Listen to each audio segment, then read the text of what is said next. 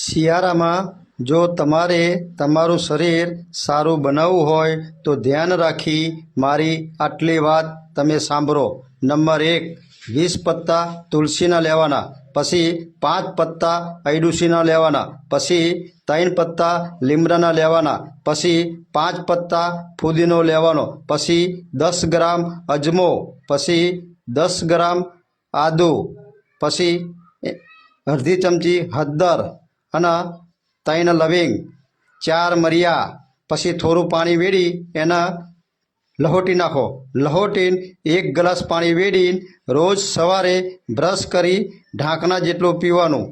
જોઈ લો પછી તમારું શરીર આ શિયાળામાં કેટલું મસ્ત થાય।